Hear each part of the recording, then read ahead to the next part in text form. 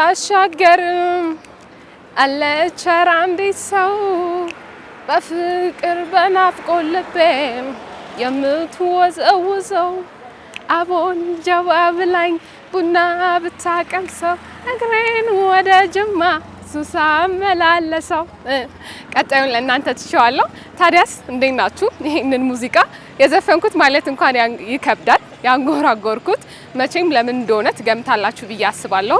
ያለሁት በጅማ ነው። በኢኒብሲ ኢትዮጵያ ቴሌቪዥን በተለያዩ ጊዜያት የተለያዩ የኢትዮጵያን ክፍሎች እናስቃኛችኋለን። ዛሬም ደግሞ ጅማን መርጠናል። ጅማን የመረጥንበት ምክንያት እንግዲህ በአዲስ መልክ በኮሪደር በጣም ውብ ሆናለች። ከዚህ ቀደም ጅማን ለምታውቋት አዲስና ውብ ገጽታዋን እናስመለክታችኋለን። እንዲሁም ደግሞ ለእንደኔ ለጅማ አዲስ የሆናችሁ ሰዎች በወፍ በረር ጅማን የምንቃኛት ነው የሚሆነው። የትም እንዳትሄዱ።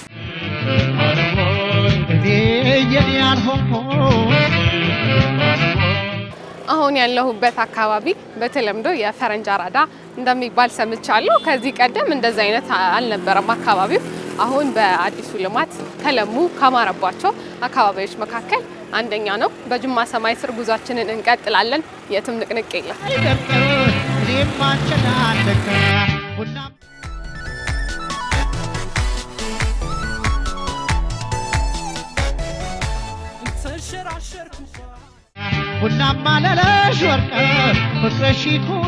ቀደም ሲል እንዳልኳችሁ ጅማን ለመጎብኘት ተገኝተናል። የአንድን ሀገር የቀደመ ሁነቷን፣ ትላንትናዋን፣ ዛሬዋን ደግሞ ወደፊቷን ለማወቅ እና ለመጎብኘት እንዴት ነበረች ለማለት መቅድሚያ መጎብኘት ያለብን መቼ ሙዚየም ነው ብዬ ሙዚየም ተገኝቻለሁ። ወደ ውስጥ ገብተን ደግሞ እናያለን። አብራችሁ ነው።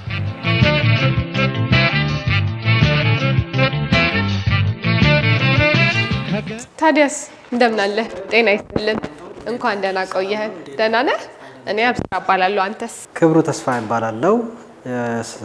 ስራ ድርሻ የሙዚየሙ ኩሬተር ነኝ። እንግዲህ ጅማ ሙዚየም ትልቁ ብሔራዊ ሙዚየም ነው የሚባለው። ሙዚየማችን የዛሬ 46 ዓመት ነው የተመሰረተው፣ የተቋቋመ በ1972 እና በሰዓቱ ጅማ የከፋ ክፍለ ሀገር ዋና ከተማ ነበረች እና በሰዓቱ እንግዲህ ኢትዮጵያ በክፍለ ሀገር ተከፋፍሎ 14 ክፍለ ሀገር የሚባል ነበረና እና ትልቁ የከፋ ክፍለ ሀገር ላይ የምናገኘው ሙዚየም ነው የነበረው። ሙዚየሙ እንደምታወቀው በኮሎኔል መንግስቱ ኃይለ ማርያም ነው ተመርቆ አገልግሎት እየሰጠ ያለ። ሙዚየሙ 7 ክፍል አለው። አሁን ካለንበት ክፍል ምንድን ነው የሚባለው? አሁን ታሪካዊ ክፍል ነው። ታሪካዊ ክፍል ስንለው ንጉስ አባጅፋርና ቤተሰቦቻቸው ሲገለገሉበት የነበሩት ቁሳቁሶች ያሉበት ክፍል ነው እና ስለ ቁሳቁሶቹ ሳናይ ትንሽ ስለ ንጉሱ እናውራና እንግዲህ ንጉስ አባጅፋር አባጉሞል የመጨረሻ ጅማ ንጉስ ናቸው። ጅማን ለ55 ዓመት ያስተዳደሩት፣ 74 ዓመት የኖሩት። ቁመታቸው 2 ሜትር ከ10 ሳንቲሜትር ነው። የትከሻ ስፋታቸው 1 ሜትር፣ ክብደታቸው 150 ኪሎ ግራም ናቸው። በጣም ግዙፍና ረጅም ናቸው ንጉስ አባጅፋር። ለዚህ ቱሉ ይባላሉ። ሙሐመድ ዳውድ የሚባል ሁለተኛ ስም አላቸው፣ እስልምና ስም። አባጅፋር የንግስና ስም አላቸው። በነገራችን የአባጅፋር ፈረስ ጅፋር አይባልም።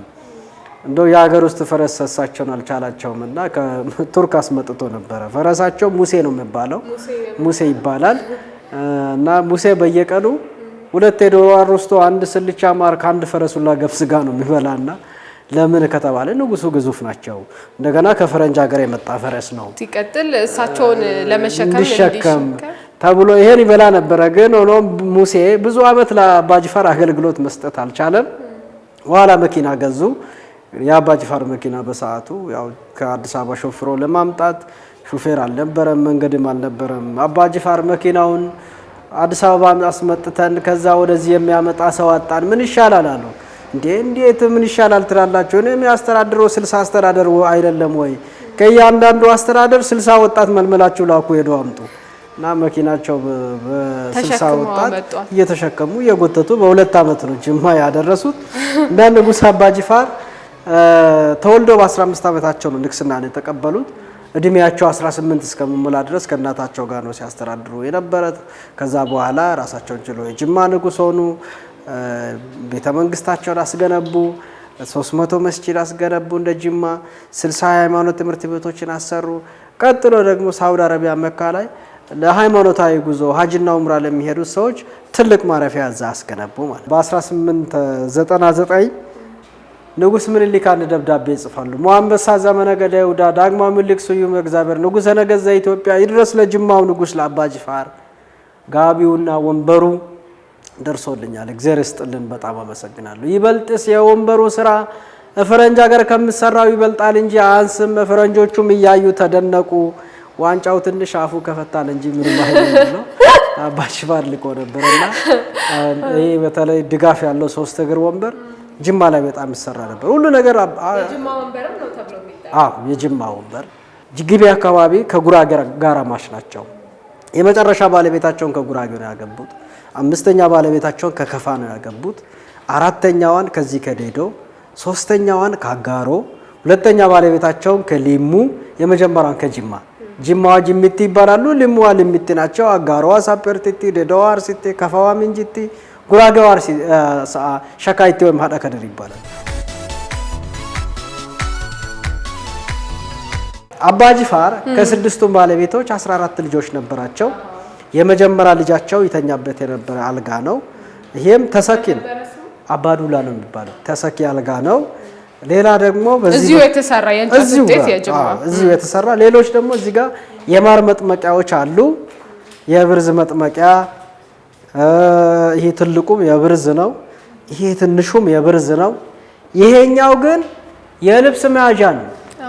አባ ጅፋር ከመንገድ ወደ ላይ ሲንቀሳቀሱ በነፃ ትግል የተመለመሉት ወጣቶች ናቸው። ይሄን ሻንጣ በዚህ ሻንጣ ልብሳቸውን ይዘው የሚሄዱት እንደው ምን ይባላል መሰለኝ፣ እንደው ይሄ ሻንጣ የሚሸከሙት ሰዎች 2 ሰው በቀን 1 በግና 1 በሬ ታፋ ካልበላ፣ አንድ ሰው ብቻውን 32 ሊትር ማር ካልጠጣ የንጉሱን ሻንጣ እንዴት አድርጎ ይሸከማል? 15 ቀን ከባድ ነው እኮ እስከ እንጦጦ ለሁለት ይሄን ተሸክመው ይሄዱት ነበረ።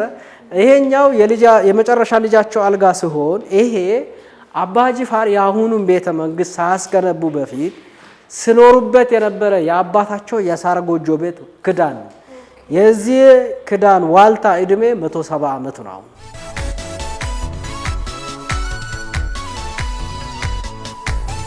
ያለንበት ክፍል ደግሞ አልባሳት፣ ብዙ አልባሳቶች አሉ። በዚህ በቀኛችንም በግራችንም እናገኛቸዋለን። እዚህ ጋር የሚገኙት የሴቶች የወንዶች አልባሳት ያው ጥለቱ አረንጓዴ ቡናን የሚያሳይ ነው። ቡና ስቀላ ቀይ ነው የሚሆነው። ቀይ ጥለት እዚህ ጋር እናገኛለን። በዚህ በኩል ደግሞ የንጉሱ ቤተሰቦች ሲጠቀሙበት የነበረ ነው። ከውጪ ዓለም ለንጉሱ የተበረከተ ግን ሁሉም ትናንሽ ናቸው። ንጉሱ አልተጠቀሙም። መጨረሻ ላይ የአባ ጅፋር የመጨረሻ ባለቤታቸው ሀዳ ከድር ወይም ጉራጌዋ ሲጠቀሙበት የነበረ ልብስ አለ። ከዛንዚባር ሀገር በሰው ጉልበት የመጣ የአባ ጅፋር አልጋ እዚህ ፊት ለፊታችን ላይ እናገኛለን። ኮፒ ሊያረጓት ጅማን ግን የሞከሩ ይመስለኛል። አልጋው ሆኖ ነበረ ግን ኮፒ ሊያረጉ አልቻሉም። እና መጨረሻ ላይ የንጉስ አባ ጅፋር የጦር መሪ ስለብስ የነበረ ከአንበሳ ቆዳ የተሰራ አልባሳትም እዛ ጋር እናገኛለን። ይሄኛው ክፍል ስለዚህ ይሄኛው ባህላዊ ልብስ ደግሞ የቀደሙ ታሪካዊ ልብሶች ናቸው። አሁን ይሄ ያለንበት ክፍል ደግሞ ምንድነው? እንግዲህ ይሄኛው ባህላዊ ቁሳቁሶች ያሉበት ክፍል ነው። የተወሰኑ ታሪካዊ ቁሳቁሶችም አሉ። በተለይ ከንጉስ አባ ጅፋር ጋር የተገናኙት ቁሳቁሶችም አሉ እና አሁን ምን ጀምሮ እዚህ ፊት ለፊታችን ላይ ያሉት ጌጣጌጦች አሉ። በተለይ እዚህ ጋር የሆነች መስቀል መሳይ ነገር አለች። የንጉሱ ባለቤቶች ሲጠቀሙበት የነበረ መኩያ ነች። ያቺ ጦቀር የምትለው ደግሞ ሽቶ ነው። ዝባድ እዚህ ጥርኝ ያረቡትና ዝባዱን አውጥተው እዚህ ሽቶ አድርጎ ይጠቀሙት ነበር። ስለዚህ ሽቶ ከዛ ጊዜ የተቀመጠ እስካሁን ያለ ነው። እንደገና የዝባድ ሽታው ብዙ አመት መቆየት ይችላል ምንም ሳይበላሽ። በቆየ አመት ባስቆጠረ መጠን ሽታው እየጨመረ ነው የሚሄደው። ጥሩ የሆነ ነው የሚመጣና የተፈጥሮ ነገር ነው አብዛኛው ጊዜ ሲጠቀሙ የነበረ እና እዛ ጋር የጌጣጌጥ ማስቀመጫ የባለቤቶቻቸው መታጠኛ። እዚህ ጋር ደግሞ ሹካ በአሁኑ ሰዓት ለፓስታ ምናምን እንጠቀማለን። በወቅቱ ግን ለጸጉራቸው መተኮሻ ሆኖ የጸጉር መተኮሻ በሹካ የሚባለው ለአባባል እኮ ይመስለኝ ነበር። የእውነት ነው ማለት ነው። ትክክል እሱ ማለት ነው። እና ሌላ እዚሽ ጋር ደግሞ የንጉሱ ባለቤቶች ሲገለገሉ የነበረ የእጅ አምባር ከዝሆን ጥርስ የተሰራ እና የስድስቱ ሚስቶች የእጅ ጌጥ፣ ጅማ ላይ ተቀጥቅጦ የተሰራ ብስማር። ጅማ እንግዲህ በብረታ ብረት ስራ ሁሉ ትታወቃለች ብለናል። እዚህ ጋር ስንመጣ የስጦታ እቃዎች ናቸው። የአያታቸው አለ። ንጉስ ምኒልክ ለአባ ጅፋር ያበረከቱት ከአረብ ሀገር የተበረከተ የምራቅ መጥፊያ፣ በጾም ጊዜ መታጠቢያዎች አሉ።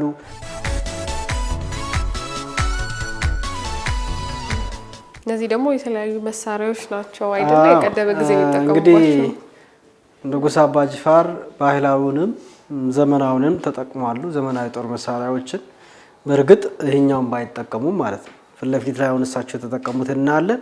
ይሄ በተለይ ከጣሊያን ወረራ በኋላ ወደ ሀገራችን የገቡት ዘመናዊ ጦር መሳሪያዎች ናቸው። ይሄ ባለ ውሃ መትረየስ ነው የሚባለው። ባለ ውሃ መትረየስ የተባለበት ምክንያት ውሃ ይተፋል ሳይሆን ከተኮሰን በኋላ እንዳይሞቅ ውሃ እንጨምርበታለን ማለት ነው፣ ለማቀዝቀዝ። በአድዋ ጦርነትም የተገለገልናቸው ብዙ መሳሪያዎች አሉ። ዋን ለምሳሌ ዊንቸስተር፣ ቤልጂክ፣ ፍሊቨር የሚባሉት። ቆመ ጠብቀኝ የሚባለው የትኛው? ቆመ ጠብቀኝ እዚህ ጋር ነው ያሉት። ድሞትስፈር አለ፣ ደመላሽ አለ፣ ታጣፊም አለ፣ ባለ ሁለት አፍራሽም አለ። ሌላ ንጉስ አባ ጅፋር ከማዕከላዊ መንግስት ያገኙት ዘመናዊ ጦር መሳሪያዎች አሉ። እዚህ ከላይ ወደ ታች የንጉስ ምኒልክ ከጃንሆይ እንደገና ደግሞ ከፈረንሳይ ነጋዴ ንጉስ አባ ጅፋር ያገኙት ጎራዴዎችን እዚህ ጋር እናገኛለን። ቀጥሎ ደግሞ ይሄ ጦር ጋሻ እናገኛለን። በነገራችን ንጉስ አባ ጅፋር ባህላዊ ጦር መሳሪያ በብዛት ነበራቸው። ዘመናዊ ወደ 500 ነበራቸው። አዋሽ ሲሆን ሰው ዝም ብሎ ክተት ጦርነት ሲሆን ዝም ብሎ አይመጣም። 14 ጊዜ ነጋሪት ይጎሰማል። ያም በደንብ አድርጎ ቆጥሮ ነው መምጣት ያለበት። የግብር ሰዓት ሲደርስ ደግሞ ወደ 7 ጊዜ ነው ነጋሪቱ የሚጎሰመው። የአባ ጅፋር ግብዣ ሲሆን 3 ጊዜ ይጎሰማል እና 3 ጊዜ እያንዳንዱን ቁጥር በደንብ አድርጎ አዎ።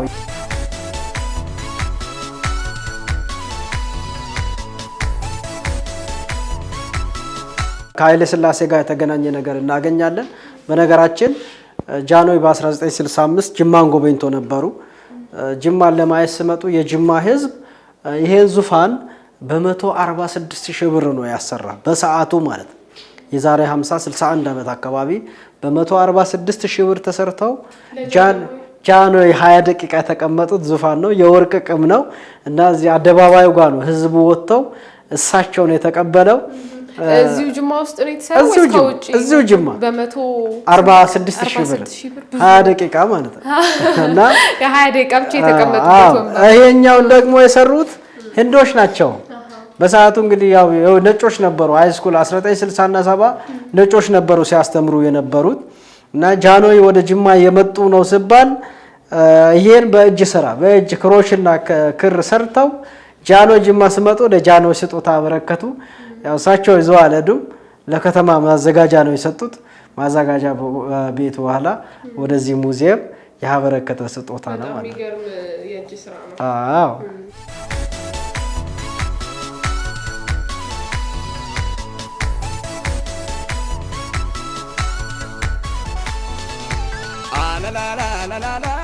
እንግዲህ ዝጋ የንጉስ አባ ጅፋር ቤተሰቦች ፎቶግራፍ እና የእሳቸውን እናገኛለን።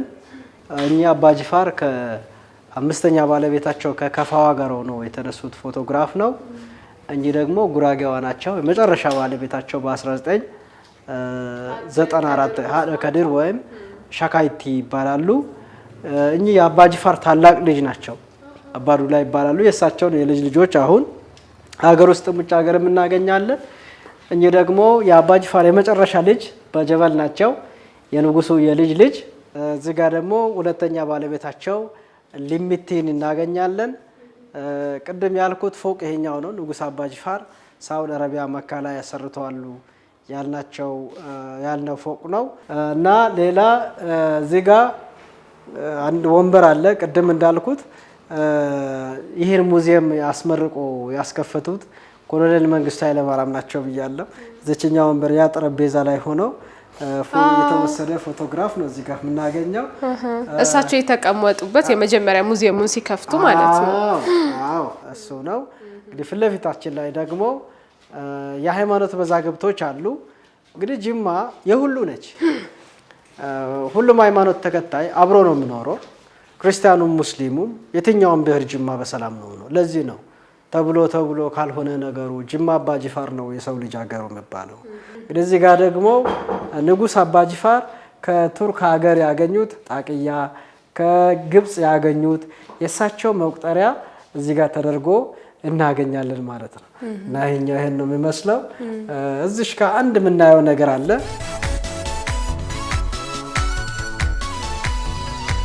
አሁን አይበቅልም። ሌላ ቤተ መንግስት ወተት በዚህ ነው እርጎ የሚጠራቀመው ማለት ነው። ከዛ ሰው ሲመጣ በትናንሹ እየተቀነሰ ይሰጣል ማለት ነው። በምንድን ነው የተሰራው? ተዘርቶ ነው የሚበቅለው። ተዘርቶ ነው የሚበቅለው። ቅል ማለት ነው። ተዘርቶ የሚበቅል ነው። ላይም ሌላ ማለት እዚህ ጋር ደግሞ ትንሽ አሁን የለም እንደዛ አይነት ቅል በተአምር የትም። ይሄ በቅሎ ነው። ይሄ በቅሎ ነው። አሁንማ የለም። ስለዚህ በቀደሙ ጊዜ የሚጠቀሙባቸው ቅሎች ናቸው ማለት ነው። ንጉሱ ሰዓት ተዘርቶ የሚበቅል ማለት ነው። እና አሁን አናገኝም። እዚህ ጋር ደግሞ ንጉሱ ከግብጽ ሀገር ያገኙት ትሪ አለ። ከናስ ነው የተሰራ። ከስር ደግሞ እችኛው ደንበጃን ነው የምትባለው። ከውጪ ወይን ምናምን የተደረገ ወደ ሀገራችን ይገባል።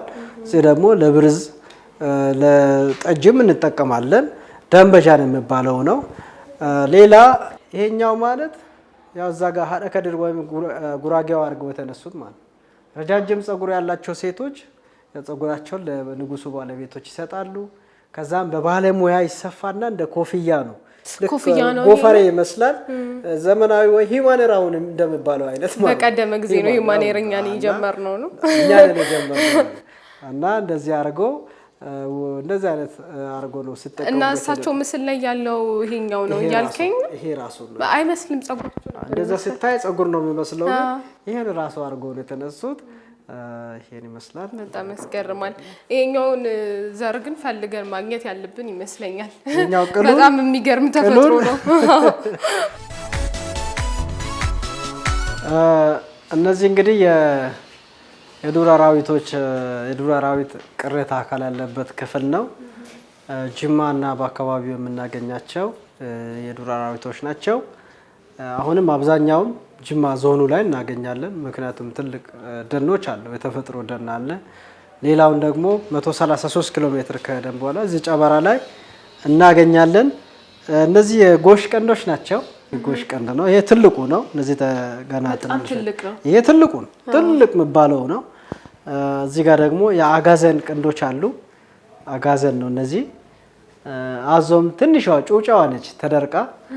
ረጅሙ ደግሞ ተደርቃ ማለት ደርቃ አዞ በመድኃኒት ማለት ነው። በመድኃኒት ተደርቆ ነው። ይሄ ዘንዶ ነው። እቺ ቀና ብላ ያለችው ደግሞ አርጃኖ ትባላለች። ከዛ ዱኩላ አለ፣ አምባራይሌ፣ ሜዳ ፍየል፣ የዝንጀሮ ጭንቅላት፣ የጦጣ ጭንቅላት። ስለዚህ በጥቅሉ እንትናቸው ማለት ነው የእውነት የነበሩት ምንም እንጂ ላብነት የተሰራ አይ የዝሆን ጭንቅላት፣ የዝሆን ቅልጥም፣ ያኛው ነብር ነው። እዛ ፊት ለፊታችን ላይ ደግሞ የዝሆን ጥርሶች ሁሉ አሉ።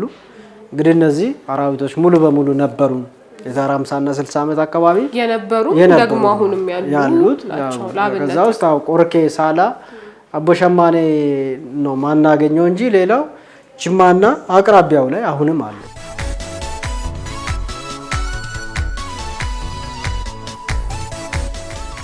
እንግዲህ ጅማ የቡና ሀገር ነው።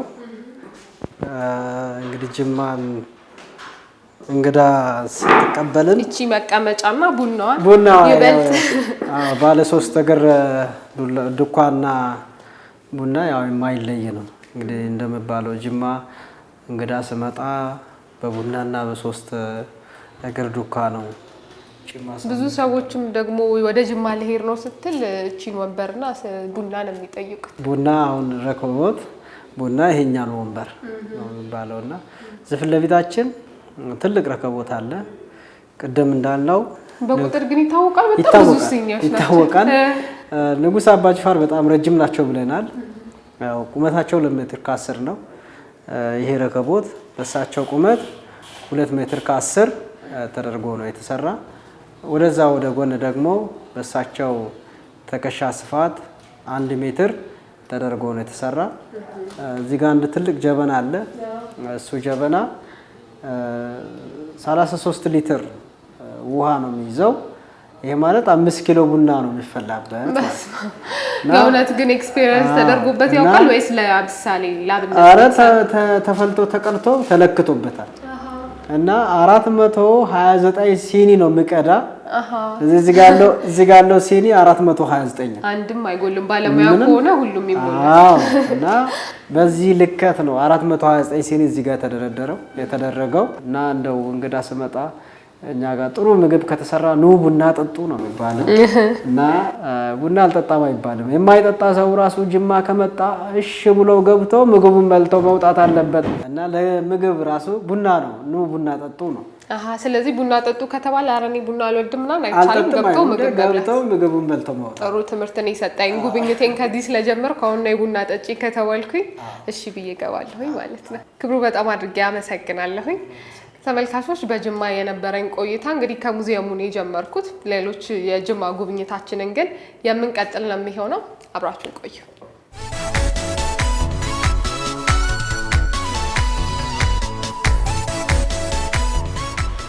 በጅማ ያለንን ጉብኝታችንን ቀጥለናል። እንደምታውቁት ወደ ጅማ ጎራ ሲባል በጣም በርካታ ሰዎች ለሸመታ ከሚያቀኑባቸው እንዲሁም ደግሞ አይተው ከሚመለሱባቸው ስፍራዎች መካከል አንደኛው የእንጨት ውጤቶች የሚሸጡባቸው ቦታዎች ናቸው። አሁን ደግሞ በኮሪደሩ ምክንያት በአዲሲቷ ጅማ በጣም በርካታ ሱቆች ላይ በዘመነ መልኩ የነዚህ የእንጨት ስራ ውጤቶች በስፋት እየተሸጡ እንደሆነ ተመልክቻለሁ። እንደምታዩት ማለት ነው ከጀርባዬ። እኔም ደግሞ ወደ አንድ ሱቅ ጎራልና የተወሰኑ የእንጨት ስራ ውጤቶች ደግሞ አሁን የት ደርሰዋል በአዲሲቷ ጅማ የሚለውን እናያለን። አብራችሁ ቆዩ።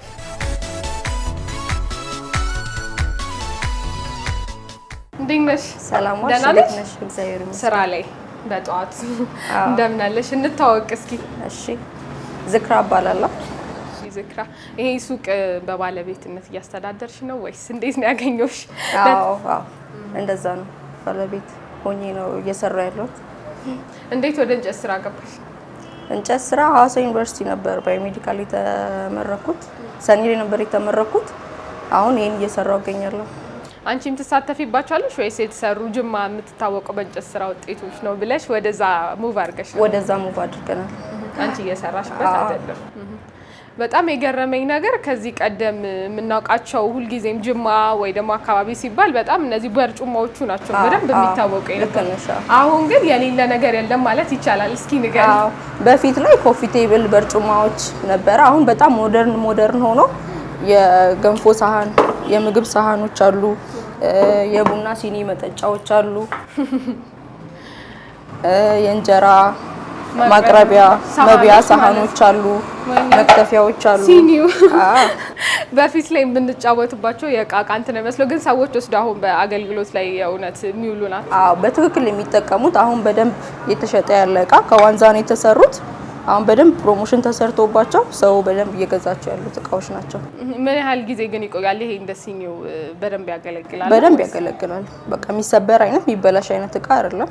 በደንብ ሎንግ ላስቲንግ። አሁን ደግሞ በጣም ትልልቅ ቤቶች የዘመናዊ ወጣቶች ቤቶች ራሱ በስፋት እየተመለከት ነው ያለው። እያሳመሩባቸው የእንጨት ውጤቶች ደግሞ ከአልጋና ከወንበር ከተለያዩ ነገሮች አልፈው ለመገልገያነትም በስፋት ሲውሉ እናያለን። እንዳልሽኝ ሳህን አለ አልሽኝ አይደል? የምግብ ሳህኖች አሉ። ልክ የቻይናዎቹ የቁርጥ ሳህን ተብለው እንደሚሰሩት እንደዚህ የምግብ ሳህኖች መጥተዋሉ። የኩኪስ ማስቀመጫዎች፣ የገንፎ የወጥ ማቅረቢያዎች፣ መክተፊያ፣ ቅድም እንዳሳየውሽ የቡና ሲኒዎች፣ መዳመጫ፣ በቃ ኦልሞስት ሁሉም በሚባል ሁኔታ የላስቲክ እቃዎች እንዳለ በእንጨት አሁን ላይ ተቀየሩ ይገኛሉ። የሰዎች ተቀባይነትስ እንዴት ያለ ነው? በፊት ላይ እንደምናውቃቸው እንደ ፎቶ መደርደሪያ እንደ አልጋ እነዚህ ነገሮች አሁን ያልሽኝ ቀደም ሲል የዘረዘርሽውን አክሰፕት አድርጎ የመግዛት ነገር አለ ወይስ እንዲህ አጋጣሚ ቱሪስቶች ወይ ከሌላ ሀገር የሚመጡ ሰዎች ሲያገኙ ነው የሚወስዱት? አሁን ከከተማ ሰው ይልቅ የሚገዛው ከከተማ ውጭ ያሉ ሰዎች ናቸው። የአዲስ አበባ ሰዎች፣ አዳማ፣ ባህር ዳር የሚመጡ ቱሪስቶቹ በደንብ ይገዛሉ። የከተማውም ሰው ይገዛል፣ ግን ይበልጥ የሚገዛው ከጅማ ከተማ ውጭ ያሉ ሰዎች ናቸው። ስለዚህ ለቱሪስቶችም በደንብ ኤክስፕሌን እያደረጋችሁ ደግሞ ላለውም ለሎካሉ በደንብ እያስረዳን ያለውን ነገር እንሸጣለን። ሰውም ተቀባይነቱ አሪፍ ነገር ሆኗል። የመመገያም ሲመጣ የምግብ ማስቀመጫም የዳቦ ማስቀመጫ መክተፊያም የብርጭቆ ሰርቪሶችም ከበፊቱ በጣም ሞደርን ሆኖ ኦልሞስት ሁሉም እቃዎች የፕላስቲክ እቃዎች በእንጨት ሁሉም የተሰሩ ይገኛሉ። ሰው ማቀባበሉ ጥሩ ነው። በጣም ነው የሚያስገርሙት። እኔ ራሴ ስመለከታቸው የሆነት ነው ብዬ ማመን በጣም የሚከብዱ ነገሮች አሉ። የሆነት የምንገለገልባቸው ናቸው የሚያስብሉ አሉ። እንደ መክተፊያና ሌሎች ነገሮችን እንኳን በአብዛኛው ለምደናቸዋል። አሁን እነዚህስ ምንድን ናቸው? እነሱ አሁን የዳጣ የማር የቂቤ እና መቀነሻዎች ናቸው። ካቻፕ ምናምን ነገር መቀነሻ ናቸው። ይህም ከዋንዛ የተሰራ ነው። ይታጠባሉ፣ ምንም ነገር አይሆንም። በጣም በርካታ ሰዎች የሚያሳስባቸው ይመስለኛል እሱ ነገር ነው አይደል? የመታጠቡ ነገር ይታጠባሉ፣ ምንም አይነት ኢፌክት የላቸውም። ቫርኒሽ ስላላቸው ወደ ውስጥ ወደ እንጨቱ የመግባት ምንም አይነት እድል የላቸውም። ሰዎች በጣም በተደጋጋሚ ሲመጡ ምን አይነት ጥያቄዎች ይጠይቁሻል? ከዚህ ከእንጨት ስራ ውጤቶች ጋር በተያያዘ በጣም ወይ የሚያስገርምሽ ወይ ደግሞ እንዲህ ተአምነው ይሄ ነገር እውነት ይበረክታል ልውሰደው የሚሉ ጥያቄዎች? ሁሉንም ነገር ይላሉ። አሁን አዲስ የመጡ ስለሆነ የቦል ማቅረቢያዎች የሰላጣ ቦል የሚባሉት አሁን ለወጥ ለገንፎ ለሰላጣ ምናምን የሚቀርቡባቸው ናቸው። እና የሁሉም ሰው ጥያቄ ሲታጠብ ምንም አይሆንም ወይ ነው እንጂ በደንብ አክሰፕት አድርገውታል። በደንብ ይሸጣሉ። አሁን ላይ በጣም የወጡ ያሉ እቃዎች ናቸው። ረከቦቶችን በአዲስ መጥተዋሉ። ከአራት ማዕዘኑ በተሻለ ደግሞ እንደዚህ ክብ ሆነው መጥተዋሉ። በደንብ በፊት የጅማ መታወቂያ የሚመስሉ ዱካዎች ነው እንደሱ አይነት የጅማ ባባጅ ፋሩ ከዱካ አሁን ደግሞ እንደዚህ አይነት ረከቦቶች መጥተዋሉ። በጣም ነው የሚያማምሩት። በጣም ቆንጆ ናቸው። ዋጋቸው እንዴት ነው? እንደዚህ ዝምን ባለ መልኩ ለሰዎች ቅልል ባለ መልኩ እና በሚሆን መልኩ ሲመጣ ደግሞ ዋጋው በተመጣጣኝ ዋጋ ነው የምንሸጠው። ይሄን ኤክስፔንሲቭ የሚባል አይደለም። ማንኛውም ሰው መግዛት በሚችልበት አይነት ሁኔታ ነው የሚሸጡት። በዛ ላይ በጣም ተጠቃሚ ያላቸው እና ምንም የማይሆኑ እቃዎች ናቸው። ሰው ደብሯቸው ወይም ደግሞ ከዚህ ከፍ ብሎ ደግሞ የሚመጡ ረከቦቶች ሲኖር እንጂ ሰው የሚቀይራቸው ምንም የማይሆኑ እቃዎች ናቸው። ሁሉም እቃዎች የፕላስቲክ እቃዎች የሚባሉት በሙሉ በእንጨት እቃዎች የተተኩ ናቸው። አሁን እነዚህ የስላይስ ዳቦ ማቅረቢያዎች፣ የቆጮ ማቅረቢያዎች ናቸው። እነዚህ የብርጭቆ ሰርቪስ ማቅረቢያዎች ናቸው። ከዋንዛ የተሰሩ ስሪሴት ትንሽ አለው፣ መካከለኛ አለው፣ ትልቅ አለው። አንድ ላይ ነው የሚሸጡት። በጣም ነው የሚያምሩት። ደግሞ ቤት ላይ አንድ ላይ ሲሆኑ እንጨት እቃዎች በደንብ ነው የሚያምሩት። በጣም የበርካታ ኢንቴሪየር ዲዛይን ባለሙያዎችና ሌሎችም ቦታዎች በደንብ በእርግጥ እየተመለከትናቸው ነው። ግን ደግሞ ከማስዋቢያነት ባለፈ የእውነት አገልግሎት ላይ እንደሚውሉ ጥያቄ ነበረኝ። እኔም ለዛ ነው አሁን ደግሞ እቃዎች የተሻሻሉ እየመጡ ነው ያሉት። ሁሉም እቃ አለን በሚባል ሁኔታ። ይህም አሁን ካየሽው አዲስ እቃዎች ናቸው። ከዋንዛ ነው የተሰሩት። ልክ ፕላስቲክ ነው አይደል የሚመስለው? በደንብ ከፕላስቲኩ ጋር ኦልሞስት በተቀራረበ መንገድ ነው። በጣም በጥራት ነው የሚሰሩት። አሁን ለጌጥነት ሳይሆን ይሄ በቃ እነዚህ ስሪፒስ ደግሞ ቀለል ያሉ ናቸው። እንደዚህ ኤክስፔክት በደንብ ደርቀው በጥራት የተሰሩ ስለሆኑ ምንም አይነት ክብደት የላቸውም። በጣም አሪፍ። በጣም ዘመኑን በጠበቀ መልኩ የእንጨት ስራዎች ምን ያህል መሄድና መራቀቅ እንደሚችሉ ደግሞ የተመለከትንበት ነው። በጣም ነው የማመሰግነው። ለጊዜሽ ከስራ ላይ ነው ያስቆየሁሽ። እኛም እናመሰግናለን። በጣም አመሰግናለሁ። መልካም የስራ ቀን።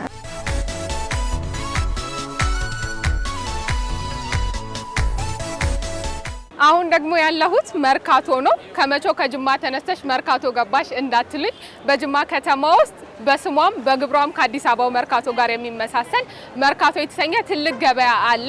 እኔ ሳየው በጣም ነው የተገረምኩት። በዚህ የተገኘሁበት ምክንያት ደግሞ የጅማን የባህል አልባሳት ለመቃኘት ለእናንተም ለማሳየትና ብሎም ደግሞ ለመሸመት ነው። መርካቶን ዞር ዞር ብለን በጅማ እናያለን። ተከተሉኝ።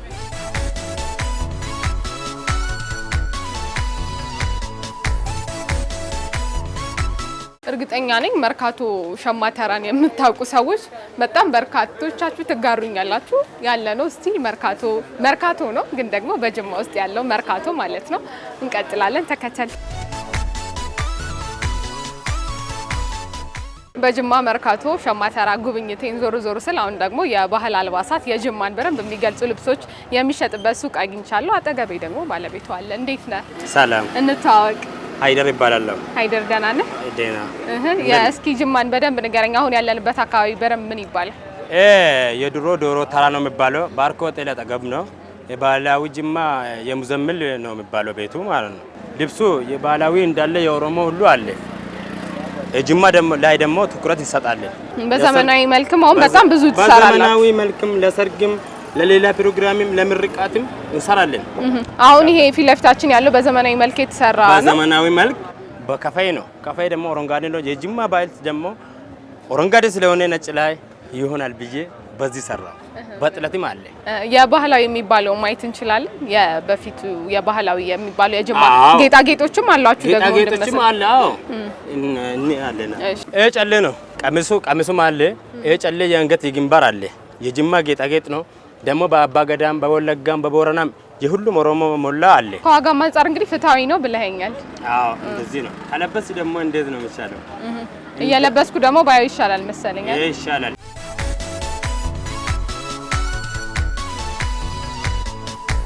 ይሄው እንግዲህ ደግሞ ለብሼ መጥቻለሁ። ሃይደር እንዴት ነኝ?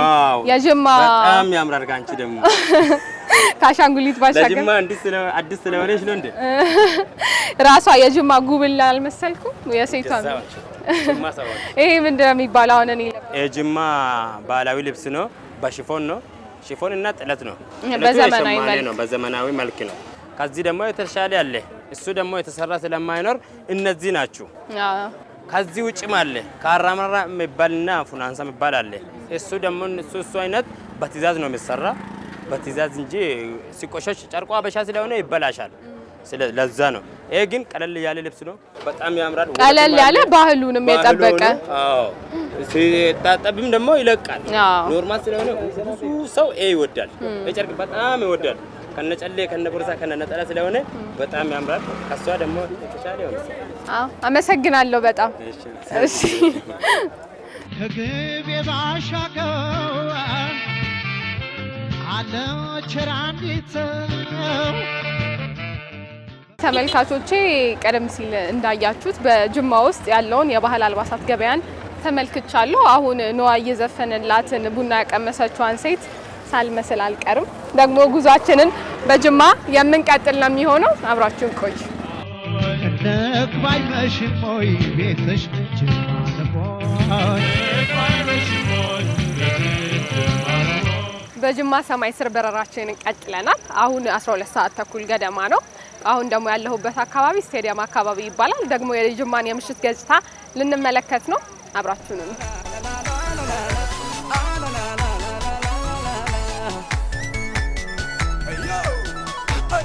እንዳልኳችሁ ስቴዲየም አካባቢ ነው ያለሁት። ይሄ ስፍራ ከዚህ ቀደም እንደዚህ እንዳልነበረ ሰምቻለሁ። አሁን በኮሪደር ለውጡ ምክንያት ከተሰሩ በጣም ካማሩ መናፈሻዎች መካከል አንዱ ነው። ከጀርባዬ እንደምትመለከቱትም በጣም ያምራል። በጣም በርካታ ሰዎች ምሽቱን ወክ እያደረጉ እየወጡ እየተዝናኑ መናፈሻ ውስጥ ጥሩ ጊዜ እያሳለፉ ነው። እኔም ደግሞ ቆንጆ ጊዜ እንደሚኖረኝ እርግጠኛ ነኝ። ዞር ዞር እያልን እናየዋለን። አብራችሁን ኑ።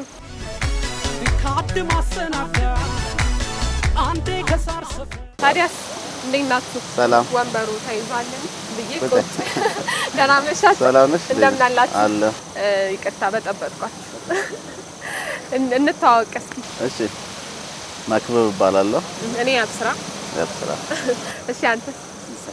እሺ፣ ሲሳይ። መልካም። የጅማ ነዋሪዎች ናችሁ? አዎ፣ የጅማ ነዋሪዎች ነን። ኦሪጂናሊ ከዚህ አይደለንም ግን ስንት ዓመት እዚህ ረጅም ዓመት ነው? 15 ዓመት ነው ያና። ስለዚህ የድሮዋንም ጅማ የአሁኗንም ደግሞ በደንብ ጠንቅቀህ ታውቃታለህ? በደንብ። እንዴት ተሰማ? ካሁን እዚህ መናፈሻ ውስጥ ነው በአጋጣሚ ዞር ዞር ስላገኘሁትና ከስራ መልስ ነው ወይ የመጣችሁት? እንዴት ያለ ስሜት አለው ወደዚህ አካባቢ መሆን? አሁን ከስራ መልስ ነው እንዳጋጣሚ። ይሄን ቦታ ከአንድ ዓመት በፊት ምናምን ብትመጪ ብዙም አትለዩ። በጣም ብዙ ነገር ነው የተቀየረው። በተለይ ለወጣቶች አሪፍ መንፈስ የሚያድስ ቦታዎች እየተፈጠሩ ነው። በጣም ደስ ይላል። ጅማ በአቧራና በከባድ አየሯ ነበር የምትታወቀው። አሁን ነፈስ ያለ ነገር እያየን ነው። ይበረታታ ነው። እናንተንም በምሽት ነው በአጋጣሚ ያገኟችሁ። ሌሎችም ደግሞ በጣም በርካታ ሰዎች በየአደባባዩ እየተመለከትን ነው። ከዚህ ቀደም ደግሞ እንደዚህ መሰል ገጽታ አልነበረውም ብለኸኝ ነበር። እስኪ ይሄንን ቦታ ከዚህ ቀደም የነበረውን አስታውሰኝ። ብዙ ጭር ነው የሚለው ኖርማሊ ትራንስፖርትም ይቀንሳል። ማታ ላይ ብዙ የሚንቀሳቀስ ሰው አታይም። አሁን ግን እስከ 3 4 5 ሰዓትም ኤቭሪባዲ እንትን ኢንጆይ እያደረገ ነው ቦታውን፣ መንገዱንም እንትኑን እና ኢንቫይቲንግ ነው አየሩ ለመንቀሳቀስ የሚጋብዝ ስለሆነ ብዙ ሰው መንገድ ላይ ታያለሽ። አሁን በፊት ቶሎ ነበር ጭር የሚለው። ደግሞ በአጋጣሚ ከጓደኛ ጋር ተቀምጠህም ነው ያገኘው። ስለዚህ ከእንደዚህ ጓደኞች ጋር ወጥቶ ለመዝናናትም ለሌሎችም ደግሞ ያለውን ሀሴት ስሜት እስኪ ንገረኝ። አማራጭ ቦታ ማግኘት ይመስለኛል ከካፌ ላይ የተባለ መልኩ። ልክ ነው። እንግዲህ እንዴት እንደምገልጸው አላውቅም። ብዙ ጊዜ አዲስ አበባ ላይ ነው እንደዚህ አይነት ነገሮች ያየ ነው። ጅማ ላይ ብዙ አልተለመደም ነበር። ብቻ በጣም የሚበረታታ ነው። ሁሉም ከተማ ላይ መኖር ያለበት እንደዚህ ንጹህ አየር ማግኘት ከዛ ደግሞ ያለውን ከአካባቢ ገጽታ አንጻር ከመቀየር አንጻር ያለውን ደግሞ ሳቲስፋክሽን ከስራ በተለያየ ሙድ ውስጥ ሆነን ነው ቆይተን የምንመጣውና ልክ እዚህ ቦታ ላይ ከጓደኛ ጋር ሰብስብ ብሎ መጫወት ያለው ስሜት ሳቲስፋክሽኑ ንገረኝ። ጥሩ እንትን የፈጠረ ይመስለኛል። በተለይ ከኛ የአንገር ለሆኑት ለአዳዲስ ታዳጊ ልጆች በጣም ደስ የሚል እንትን አለው። ሞር ለልጆች በተለይ በጣም ደስ የሚል ኢንቫይሮንመንት ፈጥሯል። አመሰግናለሁ። እሺ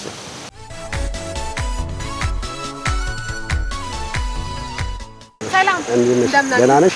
አለሁ ይመስገን። ሰላም ነሽ? ከፎቶ ረብሾ ወደዚህ ይዤት መጣሁ። እንተዋወቅ እስኪ። እሺ እኔ አደም እባላለሁ።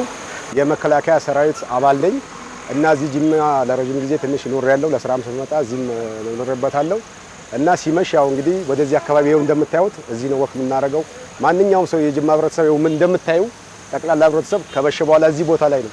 ማለትም ከዚህም በፊት ይሄ ቦታ በጣም የቆሻሻ መጣያ ቦታ፣ የሽንት መሽኛ ቦታ፣ ይሄ የአይሬ ሪዞርት የምታይበት አካባቢ ላይ በሙሉ የቆሻሻ መጣያ ሲመሽ ይሄ ቦታ ጨለማ ነበር። አሁን ያ ሁሉ ተገፎ ህብረተሰቡ ነው በደስታና በጥሩ ሁኔታ ላይ እየተንቀሳቀሰ እዚህ እየመጣ እንደ ናፍቆት ነው የሚጠብቀው። በቃ ይሄ ቦታ ሲመሽ ለመዝናናት ይኸው እንደምታየው እኛም ሲመሽ እዚህ ጋር ነው የተገናኘ ነው እና ደስ የሚል ሁኔታ ነው ያለው እና ሌሎችም አሉ።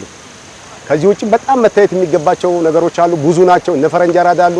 በተለምዶ ጻዬ አደባባይ የሚባል አለ። ብዙ ቦታዎች ናቸው። መጥቀስም ብዙ እንትን ስላለው ነው እንጂ ብዙዎች ነገር ስላሉ በጣም ደስ የሚል ነገር ነው የሚታየው። በተለይ እንደርሱ አሁን ላሉ ስራዎች በጣም ከባድ ውስጥ በቀን ውስጥ ብዙ ነገር ስለሚያሳልፉ ጭንቀቶች ሌሎችም አሉና ከዛ ረገድ ምን አይነት ስሜት ይፈጥሩቦታል? እንደዚህ በጣም ብዙ ሰዎች እንደምንመለከተው ልጆቻቸውንም ይዘው እየመጡ እየተዝናኑ ስለሆነ እንዴት ያለ የእፎይታ ስሜት ያለው? የሚገርምሽ ነገር ማለት ነው ቀን በስርዓት ወጣጥረን እንኳን ማታ በቃ እዚህ ቦታ ላይ ነው መተን በቃ ራሳችንን እዚህ ጋር እንትን አድርገን የምንውለው ማነው የምናመሸው ማለት ነው። እና አብዛገና ነው ሰው ቅዳሜና እሁድ የእረፍት ቀንማ ብታይ ይሄ ቦታ ላይ እንደዚህ የእረፍት ቦታ አታገኝምና ሰው ይበልጡን አይምሮን እዚህ ጋር ነው መጥቶ ንፍር የሚያደርገው ማለት ነው። ለልጆች ስለ አስተዳደግ ከዚህ ቀደም የነበረው ሁኔታ አለ። አሁን ደግሞ እነዚህን መሰል ነገሮች እያዩ ማደጋቸው ለሌሎችም ለአካባቢ ገጽታም ጭምር ምን አይነት ጠቀሜታ አለው? አሁን ይሄ ነገር ለልጆች ማለት ነው ትልቅ የወደፊት ትልቅ ራዕይ ነው። ምክንያቱም እኛ ሰተን የምናልፋቸው ነገር ነው። ይሄ አሁን ይሄ እኛ የሰጠናቸው ነገር ናቸው። እነሱ ደግሞ የሚያድጉበት ነው። ይሄን አይቶ ነው የሚያድጉበት። ከዚህም በፊት እዚህ ጋር እንኳን ልጅ ልንልክ እኛ ራሱ በዚህ በኩል አናልፍም። የሚገርምሽ ነገር ጭራሽ በዚህ ጋር አፍንጫችንን ይዘን ምን ብለን ነው በዚህ በኩል የምናልፈው ማለት ነው። እና አሁን ለልጆች ግን በጣም ቆንጆ ተስፋ ነው። ልጆች አሁን እዚህ ጋር ለመምጣት በጣም ነው የሚጓጉት። በፊት ይሄን ቦታ የማያውቁትም፣ አሁን ግን በጣም ነው የሚጓጉት። ይሄ መቀጠል ያለበት መበረታታት ያለበት ነገር ነው። በዚህ አጋጣሚ ደግሞ ማንኛውም ህብረተሰብ ማለት ቱሪስትም ይሁን ጎብኚዎች ጅማ መጥቶ ቢያዋት በዚህ አጋጣሚ እኔ ግብዣ ነው ሙላለሁ። ጅማን ያው እንደ ጅማ ነዋሪነቴ ጅማን በእውነት መጥቶ ማየት አለባቸው። ጅማን በርቀት የሚያዋትና መጥቶ የሚያዋት አንድ አይደለም። መጥቶ በተጨባጭ መጥቶ ጅማ ምን ትመስላለች የሚሏትን መጥቶ ቢያይሉን ደስ ይለናል። እኔም ለተመልካቾች እያሳየው ነው። እኔም ምስክር ነኝ ጅማ እንዳማረባት። ግን እንደ መጨረሻ ጥያቄ ጅማን ከቀደመ ገጽታዋን ያውቋታል፣ አሁን ደግሞ ያውን ገጽታዋን ያውቋታል። እንደዚህ ሆኖ በእርሶ እድሜ ማየቶ መመልከቶ ምን አይነት ስሜት ይሰጡታል? እኔ እድሜ እንደጨመርኩ ነው የምቆጥረው። በእውነት ጅማን እንደዛ በነበረችበት ሰዓት ቆሻሻም ይሄ ቦታ በሚጣልበት ሰዓት በነበረችበት ሰዓት አውቃለሁ። አሁንም ይኸው አይቻታለሁ። ይሄ ማለት ትልቅ እድሜ ነው። በቃ ከአሁን በኋላ እድሜ ቢጨምርልኝ ደስ ይለኛል። እውነቴን ነው የምልሽ። በጣም ቁም ነገር እየነገርኩሽ እድሜ ቢጨምርና ከዚህ በላይ ደግሞ ባይ በጣም ደስተኛ ነኝ። እንደውም ሌሎችም በቃ ሌሎችም አሁን ትላልቅ ከቤት ውስጥ የማያወጡ አዛውንቶች ራሳቸው አሁን በምርኩዝ በጋሪ እየወጡ ነው ታያቸዋለሽ። መንገድ ላይ አሁን ብዙ ሰዎች ታያለሽ። እና ወጥተው የሚያዩበትና እየመረቁ ይሄን እድሜ እንኳን ያደረስከን ብለው ሁሉም በየእምነቱ እየተመራረቀም እየኖረበት ያለው ማለት ነው። በጣም አመሰግናለሁ ለጊዜው። መልካም ምሽት።